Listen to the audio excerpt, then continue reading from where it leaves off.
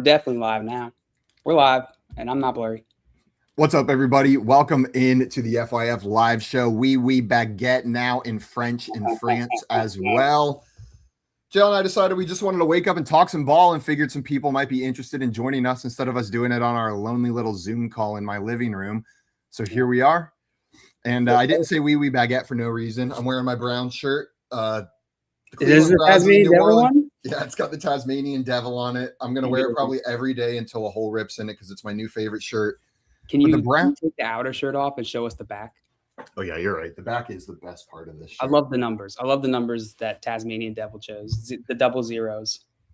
T-double.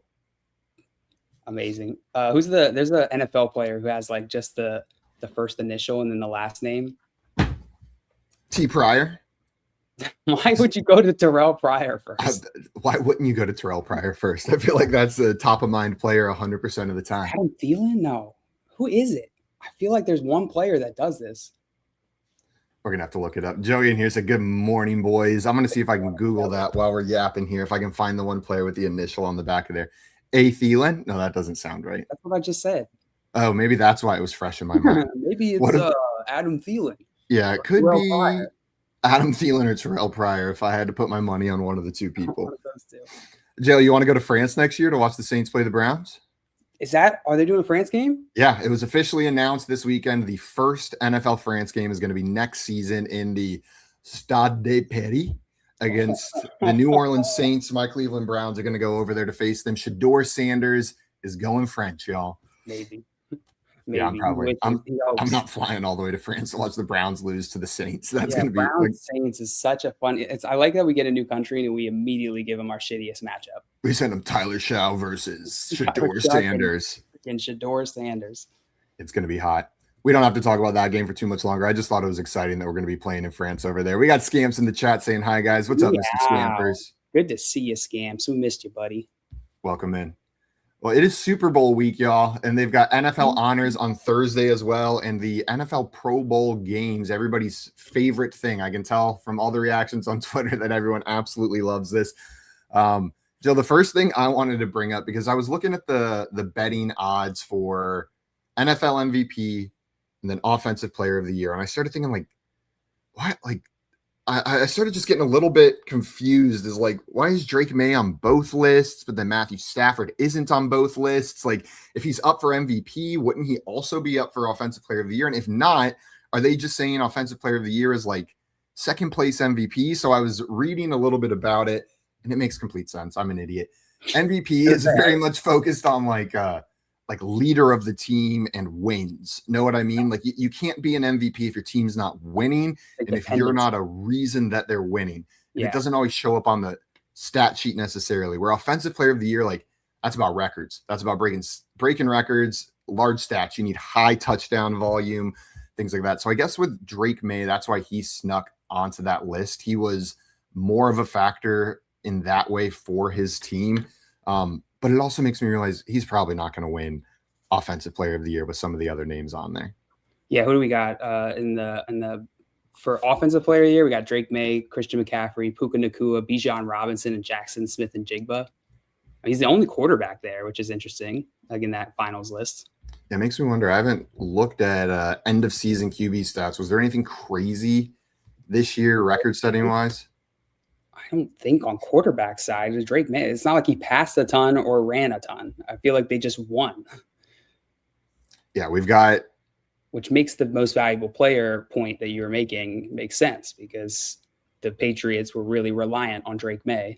It's like a dependency thing versus like the Offensive Player of the Year is just like you compared to the rest of your position or rest of your offensive players. It sounds like. If this is a stats-based one, Matthew Stafford had over 4,700 passing yards. Drake May had 4,400. Matt Stafford had 46 touchdowns. Drake May had 31. They both had 8 interceptions. Matthew Stafford was sacked 23 times. Drake May was sacked 47 times. Matthew Stafford had a slightly lower QBR, but when you look at this, it doesn't make a ton of sense. I guess Matthew Stafford's volume was much higher, a completion percentage of 65% compared to May's at 72%. But that's really the only statistical category where Drake May is standing out. And maybe that's what it is. 72% was NFL leading. And the next two guys didn't play a complete season, and Mac Jones and Brock Purdy when it comes to completion percentage. Like, I guess that is an impressive number, but I look at that and I think, like, what was it, 2018 when Patrick Mahomes won both? He won Offensive Player of the Year and MVP, I think. Peyton Manning, I think, has done that as well. Like, Matthew Stafford, if he's on that list and you're going to throw Drake May on Offensive Player of the list and you're saying it's not for the second best quarterback, I feel like Matthew Stafford should be on the list as well. I think you make a solid point there, Simon, especially the stats part of it. Completion percentage can't be like the main thing for any award. Is that a record-breaking completion percentage? No, can't, because then you got like the whole volume issue, like the threshold issue with percentages, right? Like if somebody has a low passing volume, they might have like a skewed higher completion percentage than somebody who's just ripping it, like a Jameis Winston. This is funny. I looked at the top 5 single season completion percentage records. 4 of the top 5 belong to one single player. Is it Drake May? No, it's not. Well, actually, now Drake May would be 4th on this list.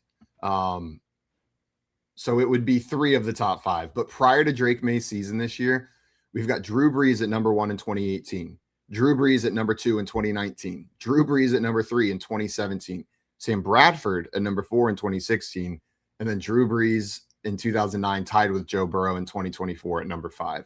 So wow. Drew Brees was that dude, but that makes this even more odd to me that we're putting such an emphasis on Drake May's completion percentage, unless there's something I'm missing in his stat line for a stat-based award, whenever it's not even like the best. Know what I mean? It's not even like this was a record-breaking performance.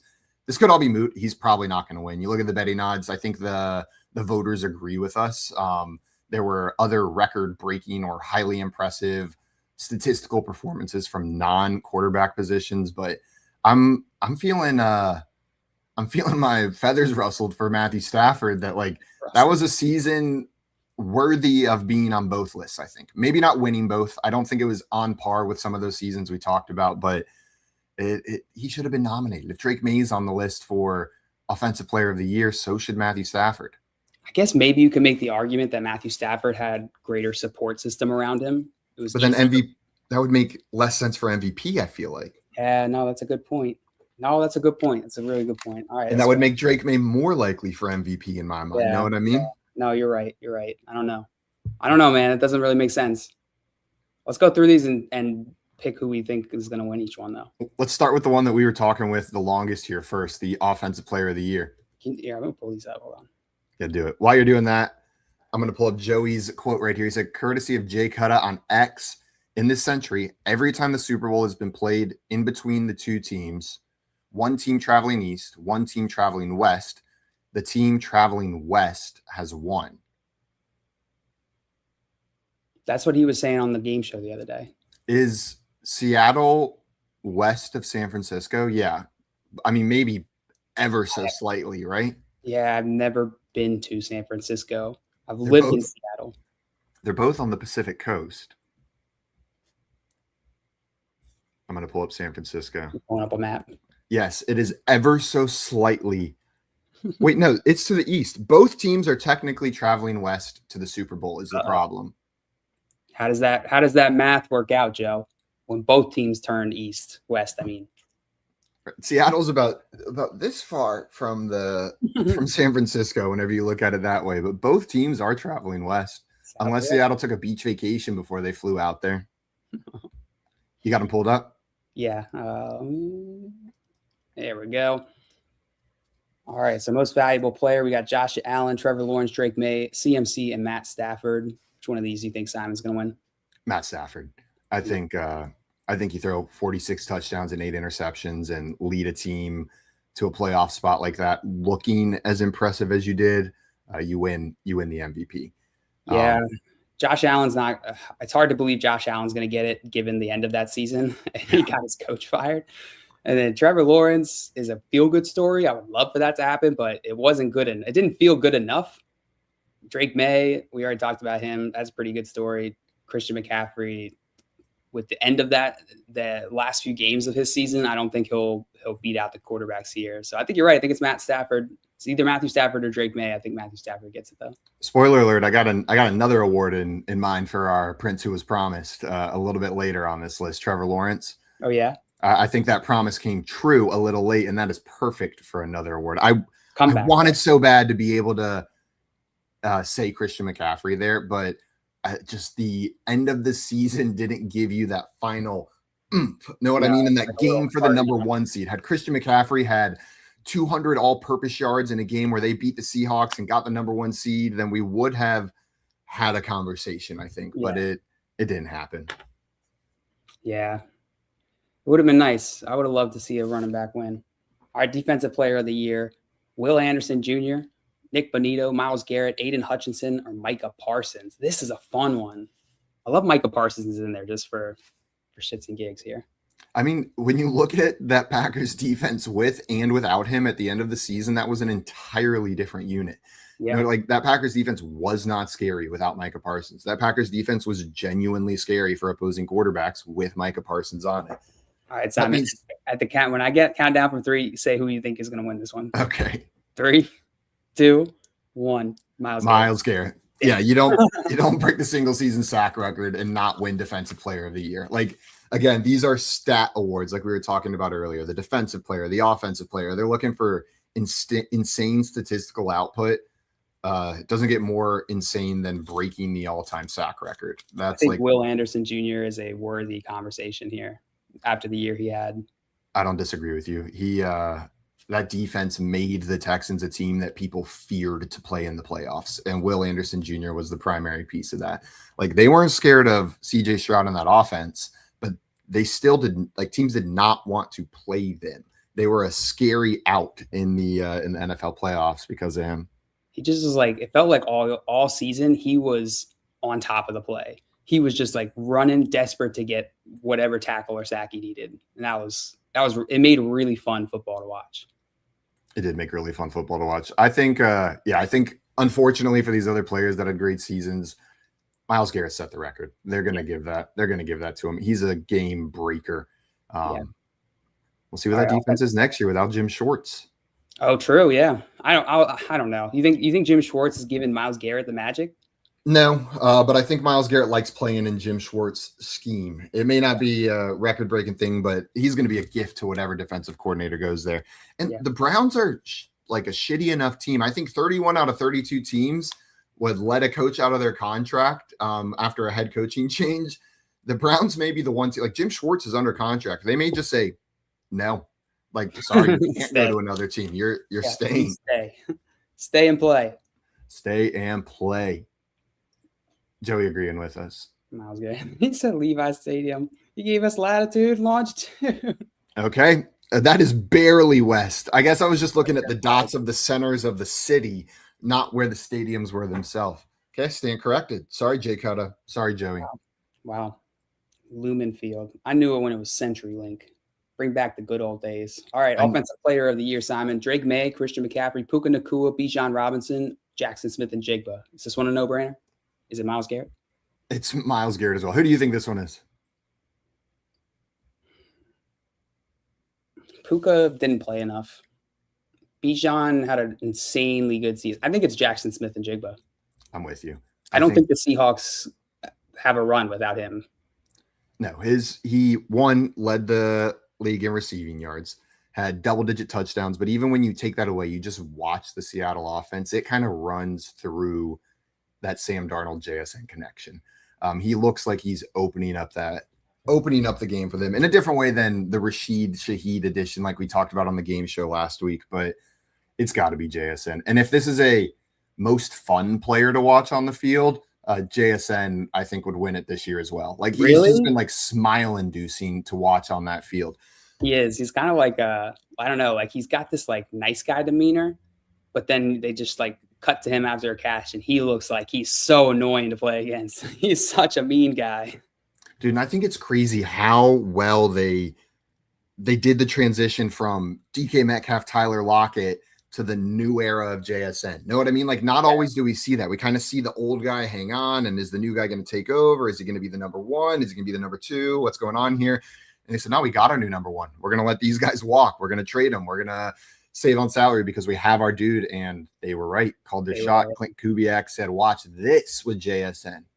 I can't remember exactly where I heard it, but it was either on like a broadcast or maybe on one of the NFL Network shows. But I heard some tidbit about Jackson Smith-Njigba when he was in college, and he was at some sort of event with a bunch of other pro wide receivers or future pro wide receivers like Tyreek and stuff. And all of them kept saying JSN is that guy. Like he's just got something different. And that I never heard that before. So I was like, oh, I didn't realize he was like that good.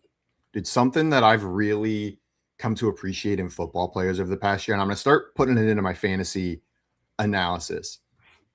It matters if you're a freak, like for football. You know what I mean? Like it truly matters if you're a freak. Like, do you obsess over football? Do these guys go home and like replay the plays in their head nonstop over and over? Is it the thing that they care about more than their children and their wife?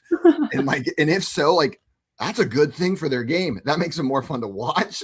That's a thing that I think is underplayed a little bit whenever we start doing this analysis. Like you can be as talented in the world, but if you're not a freak, you're never going to reach 100%. Yeah, it's freak required. Freak required. And so Christian McCaffrey, I don't think you were a freak for football this year. He was you were busy speaking at. He was kind of freakish, but just not right at the end. He hit 90%. He needed to hit 100. Yeah. He was getting like 50 points a week. It's crazy. Yeah, that was nuts. That sure wish he would have done that last year when I drafted him first overall in Scott Fishbowl. Yeah. 2 seasons ago. That did not go well. Greg in the chat, and after winning for 4 years in a row, FYF did not have enough shows to qualify for the Fantasy Football Game Show of the Year in 2025. # sad. It is usually after you win 4 years in a row, they take you out of contention and name the award for you. They just wanted to keep giving it to us, and we didn't want that. No, so we purposely canceled all of our shows to give somebody the opportunity because they refused to rename the award and take us out of contention. Yeah, but we're back now, and we're going to win that award again. 2026 is our year, baby. Jason Simon is a freak. He is at 110 on the scale. Yeah, it depends what I'm a freak about, but I am being a freak about something at all times. And Joey said jail refuses to get off the 69 on the scale. Yeah, I just put my foot on until it reaches 69 and I say, wow, same weight. I'm good. This one I'm interested in, Jail. I have not looked at the betting odds for AP Offensive Rookie of the Year. I've got one in my mind that like blow up the odds while we're talking about it. I've got one in my mind that stands out of like I think this guy would get it, but I have not looked at the odds. Yeah, let's see. It's not on the page I'm looking at.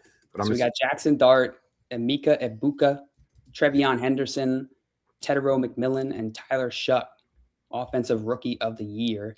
2 quarterbacks, 2 wide receivers, 1 running back. I can't imagine Trevion Henderson gets this award. I would be shocked. It feels like the Super Bowl is giving Trevion Henderson this honor right now. But it is a regular season award. Yeah, it's a regular season award.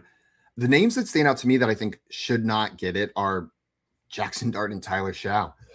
How do I say his last name? Shuck. It's Shuck. Shuck. Yeah, I was about to say. Have you not watched the NFL at all this year? I do, but I have avoided Saints games like the plague.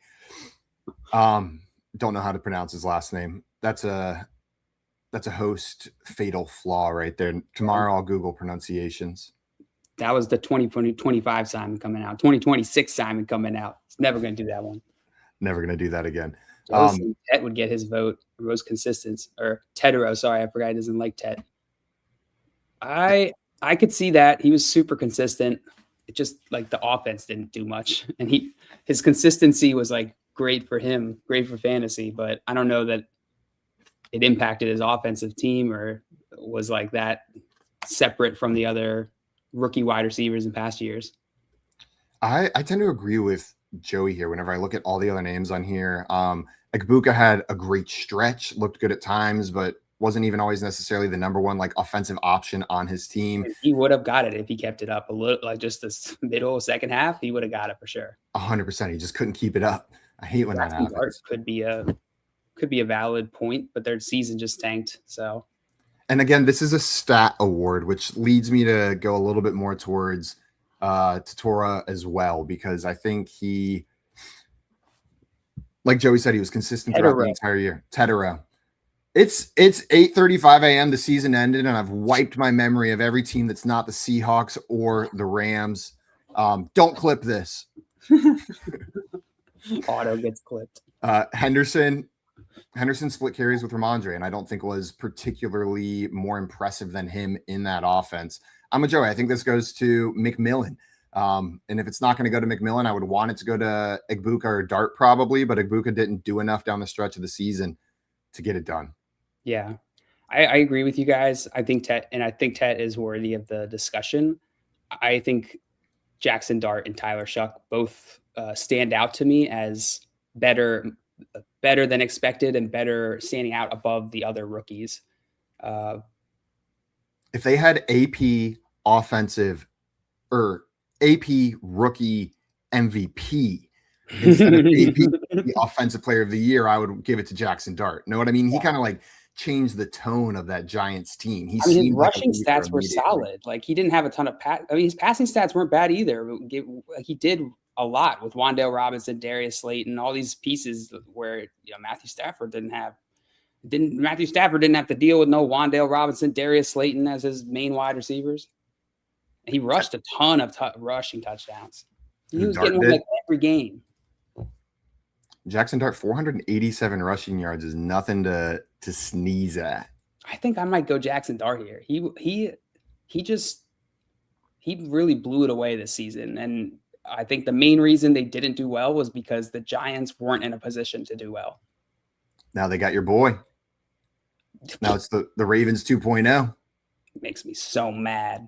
Yeah, but you got Jesse Minter now, and he's got a lot of really funny, nerdy headshots. If you just Google his name, he does not look like an NFL head coach. Yeah, that's true. That's fair. But I like Tarball. And I'm with Joey. Through the first 5 weeks, it would 100 out of 100 been Egbuka. And I think that's where my brain immediately went because that's what I was remembering. Know what I mean? Like that is the stretch of the season that stuck out the most.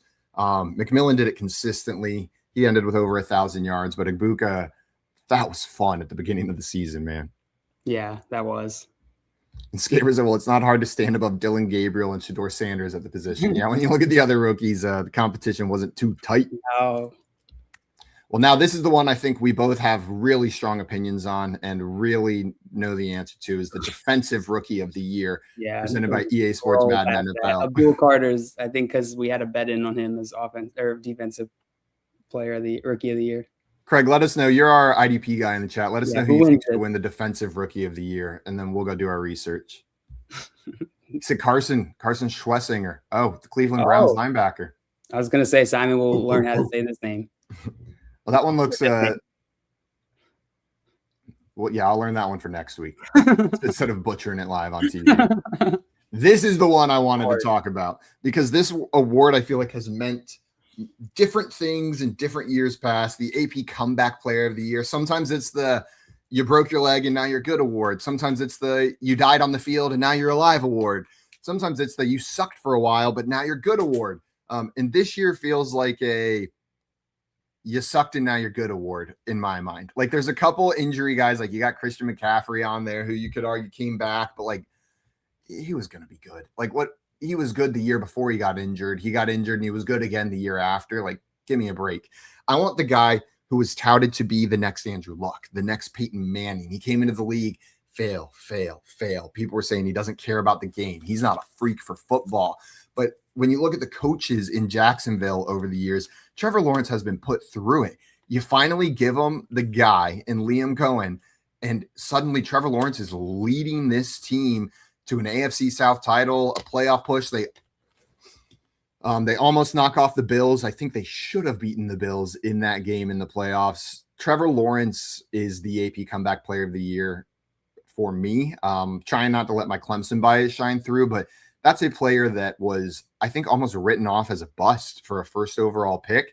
And now we're looking at him with a new lease on his life in the NFL. And that feels like what this award is for. I see what you're saying, Simon, but you're wrong. Oh, damn it. Yeah, I hate to tell you. I hate to be the one to tell you. I want Trevor Lawrence to win this award as much as you do, but bad coaching isn't I don't think enough of a reason to win Comeback Player of the Year. when you got a player like Stephon Diggs, who overcame losing his entire leg, basically, to come back and go to the Super Bowl at 31 years old, Simon, 30, the old ripe age of 31. He's now in the Super Bowl. He's now gotten to the thing that he wanted to do his entire career. How do you not give this award to Stephon Diggs, the comeback player of the year, after exploding his entire knee region in Houston? Do you think his season was statistically worthy of that? He had 1,014. No. He was equal with he had a near like 50% snap count in the entire season. But to your point, it's sometimes the you broke your leg and now you're good again award is sometimes how they award this. The thing is, I don't know that this award is a statistical award. And I don't know that Stephon Diggs coming back and like if he came back and he was beating statistical thresholds, that he was making that big of waves, it would be truly incredible. But the second best outcome, in my opinion, is that the Patriots use him in a way where he is helpful and useful to the offense in getting them to the Super Bowl, and where he doesn't get injured partway through the season. So I could see why they didn't maybe put the pedal to the metal the entire season, because the entire season is just to get to right now, this exact game. So maybe we see him put the pedal to the metal this game. He's looked good in the playoffs, and he's got that look in his eyes, like I'm gonna win, baby. This is all he's been thinking about since he got into the league. He wanted to win the Super Bowl, and so like the fact that he couldn't even get to the Super Bowl, but he got to the conference championship, like one of the most times of NFL players, is crazy. I'm glad he's getting it. I think he should win comeback player of the year. And I don't know that the Patriots, like there were several games or at least a handful of games throughout the season where I don't know if the Patriots pull out the dub without Stephon Diggs. I agree with you. I agree with you on that front. Not that he should win it. Who do you think the betting odds favorite is? I just pulled this one up as well, according to DraftKings. Comeback player of the year. I think it could be CMC. It is CMC at -700. He is by far and away the favorite to win this award, which when you look at how it's gone in the past, it makes sense. This was Alex Smith won this award after he came back. And then you have CMC like actually also having an incredible statistical season. It wasn't like George Kittle, without Brandon Ayuk, without the entire offense, I feel like got injured. Juwan Jennings, Ricky Pearsall, Brock Purdy, like it ran through him. That would make sense. After him is Trevor Lawrence at +500, Dak at +3,500, Aiden Hutchinson at +4,000, Phillip Rivers at +6,000, even though he's not on this list. DraftKings Sportsbook put him on there, and Stephon Diggs at +10,000. If you want to get playing at DraftKings, go bet on Phil Rivers. Yeah, that's a guaranteed payout. Imagine Phillip Rivers wins it after all of this. He comes back and he like old man grunts his way through 2 games and wins comeback player of the year. And he loses both games. He loses both must-win games. You did it, Phil. You almost did it, Phil. 6 more weeks of winter, you idiot. This one is tough for me. This next one I think is the closest one. I don't know. Coach of the year? Yeah, every single one of these guys I could make a compelling case for. You could just assign me one and tell me why he should win, and there'll be short reasons, but there's a compelling reason for each and every one of them. So if you're listening and not looking at the screen, it's AP Coach of the Year finalists are Liam Cohen, Ben Johnson, Mike McDonald, Kyle Shanahan, and Mike Vrabel. And who do you think out of these, Simon? Which one are you? Is it like a clear? No, you just said it was really murky. Is it murky across all 5, or are there some that you can just kind of rule out? I think it's murky across all 5. I think all 5 of them could be deserving of winning this award. My gut goes towards Liam Cohen, Ben Johnson, and Mike Vrabel for the immense turnaround that we saw in those teams. These are teams that were kind of counted down and out, and now all 3 made the playoffs, one of them in the Super Bowl. You've got quarterbacks that people counted out a little bit in Caleb Williams and Trevor Lawrence really showing up statistically and as leaders on their team. It feels like culture shifts in that area, and that's coaching, man. Like you can look at all the numbers, but whenever a team feels different, whenever they show the shots from the locker room and Trevor Lawrence is getting grills from his teammates and Liam Cohen is dancing on the floor and they're winning games, like that's coaching, baby. Ben Johnson, same kind of thing. I love the energy he brings to the Bears team. And then the Bears won close games this year. That's coaching as well. Repeatedly, over and over, they were clutch in closing out games. And then how do you argue with the job Mike Macdonald did? They're playing in the freaking Super Bowl. He was an unknown name coming in. I feel like I didn't know who Mike Macdonald was. You could have shown me a picture of 10 guys and said, pick Mike Macdonald, and I might have gotten it on the 4th or 5th try prior to the season starting. Kyle Shanahan, we talked about Christian McCaffrey doing it without anybody else on the field. Well, Kyle Shanahan did it with Mac Jones and Christian McCaffrey. Like, that was his team this year for a large portion of the season, and he got it done. I feel like he's on this list every year, and probably because he should be. They should get a new strength and conditioning coach so that he doesn't have to be on this list every year. But and then Mike Vrabel, again, the New England Patriots were supposed to have to rebuild for a minute. This was a team that wasn't supposed to turn around this quickly. They had 4 wins. They were picking in the top 5 very recently, and now we've got them playing in the Super Bowl. Mike Vrabel with his old team brought him back, changed the culture. It's the Patriots 2.0, y'all. If you're making me pick, gun to my head, I'm going to go Ben Johnson.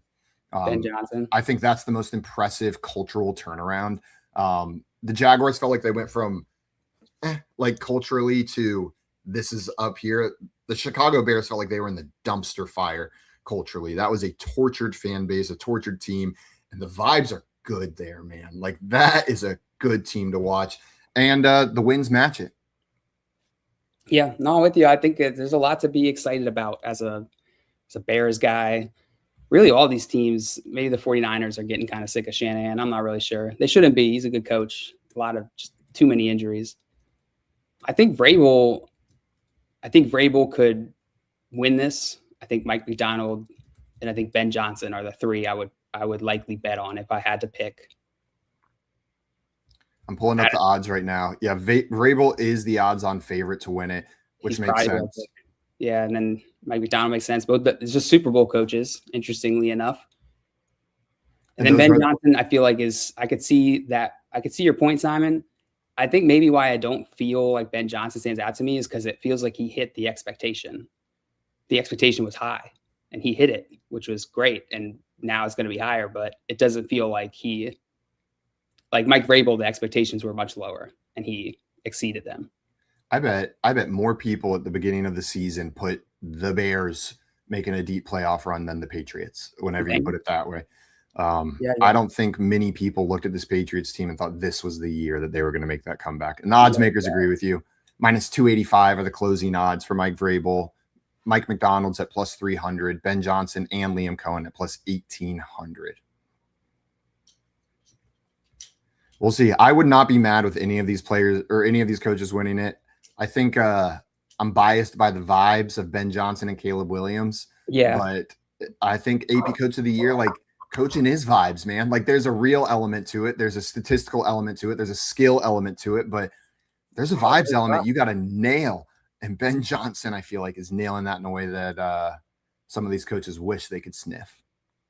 I would love to see Liam Cohen and Trevor Lawrence come back and win, like, just sweep a bunch of these awards next year. And they could. But we'll see. We've seen it before where teams have a hot season and then it doesn't sustain. So that could be the butter for Liam Cohen or a Ben Johnson. Do they do it again next year? Is this a continuous improvement? And Craig, down, you're saying McDonald took a top 10 defense and just made it better. That is how they got to where they are. And that's not easy. That delta when you're in the top 10 is a lot harder to cover than whenever you're going from 32 to 16. You know what I mean? Like 10 to 5 is a much bigger gap than 32 to 16. For sure. Joey agrees with me. So Ben Johnson would get my vote. Ben Johnson. Joey's just agreeing with you. We just love vibes. We just want Ben Johnson to yell at us. I lay in bed and I think about Ben Johnson screaming at me. Oh, they don't have Walter Manning Peyton Year of the Man Award. Eli Manning of the Year award. Why don't they have the Eli Year of the Man Award? The Isle of Man Award. The Walter Payton Isle of Man Award. Oh man, I thought they would. Hey, my friend, and when I say my friend, I mean a kid I played wiffle ball with in middle school, is the Patriots nominee for the Walter Manning Payton Isle of the Year Award. Hunter Henry. So that's who I'm pulling for, just because he used to live in my neighborhood. And then by one degree of separation, I am the Walter Manning Eli Year of the Isle Award. That's amazing. That's a lot of good work you did, Simon. I'll print the trophy out and hang it in my office if he wins, because it had to have been my influence on the wiffle ball field that made him the man he is today. Simon, I gotta show you this. I gotta show you guys all this. This is I just picked up this trophy this weekend for my high school league that I won. Oh, you won? I won. I feel like those are the hardest leagues to win. It's like a 6-team league. It's absurd. But look at this 3D printed fantasy football trophy. That's hot. Is your name fragile. on it? Already broke the laptop top off. Luckily 3D printed things are easily repairable. Yep. That'll be easy to fix. Joey said, I stopped voting on Man of the Year award when they refused to nominate Jeff Driscoll and his dump truck. Yeah, if that dump truck doesn't make you the Man of the Year, I don't know what does. That's a service to the people, baby. Yeah. Just walking around with that ass. Thank you for Jeff. Your service, Jeff Driscoll. And Craig said the Poltergeist tale of Jeff the Talking Mongoose took place on the Isle of Man back in the 1930s. Really fun story. We'll have to look that up, and maybe that'll be part of story time later this week if we can learn a little about it. And I'll have to learn how to say Jeff or Geff. Yeah, I'll spell Jeff with like that. G-E-F. Jeff. Scares it. Holy smokes. Congrats, JL, and congrats, Simon, as well. Thank you. I've worked really hard to be nominated for the Walter Manning Peyton of the Isle Year Award. The Eli Manning Peyton Walter G. Manning of the Year Award. And JL, I am impressed you won that league. You say 6 teams, that sounds easier to win. 6 teams is impossible. I've been in that league with you before. I think one year you let me in, you invited me, and it was brutal, or I helped you run it. It is disgusting. They're drafting kickers in the first round, and it doesn't matter because everyone still gets everybody they could ever want. The waiver wire is absurd. You can find like top 12 guys on the waiver wire. Yeah, it's absurd. I have been in the championship for like 5 years in a row, and I don't think I've won except for until this year. Every single year, I've just gotten wiped at the last game. That's classic home league. That's classic home league stuff. Not this year, boys. Not this year. Joe, what day are the NFL honors? When are we going to find out about this? February 5th, Thursday. Thursday, February 5th, hosted by John Hamster himself, I think, getting up there to present the awards. I wonder if he's nervous about hosting. I was thinking about that when I was watching the commercials, just because we know what it's energy hosting. It's a lot of stuff you got to do and stuff. So I just had that thought. I was like, man, I wonder if John Ham's like, God dang it, that's coming up. Joe, pick a new host for the NFL honors. You could pick anybody. Who are you putting on the host stand to do it? Trevor Noah probably, but it feels too like spot on. Like he would just do really well. I'm trying to think who would be funnier. He's just a good host, but I'm trying to think who would be like a hilarious one. I feel like Jason Kelce, or just Jason Kelce would be good. I don't know. One of these like Cole Beasley. No, Swag Kelly. Swag Kelly and Cole Beasley do it together, and they wrap the entire thing. Yes, that's the move. And then Donna Kelce comes in to close it out. We're skipping Jason. We're skipping Travis. Donna's coming up. She's America's sweetheart now. Yeah, her bowl of chunky Campbell's soup. 100%. And Joey said Jason Kelce would be great. Good call, Joe. Yeah, if Cole Beasley and Swag Kelly are unavailable, Jason Kelce is our backup. Yeah. All right. Well, John Luke, I think that does it for today. We talked about NFL honors. We'll talk about the Super Bowl and the NFL Pro Bowl games and coaching changes throughout the rest of this week. So stay tuned to our Twitter at FrontYardFYF. Yeah, we're going to be trying a bunch of different times for some live shows this week, just testing stuff out for, what we want to lock in for next season. But everybody in the chat already knows us super well. So if you guys want to figure out beforehand when we're going to go live that day, check in on the YouTube or the Twitter, or just hit up Simon or I. But yeah, we're planning to be on live every day this week. Talk to you later, guys. Mwah. Thought you'd have something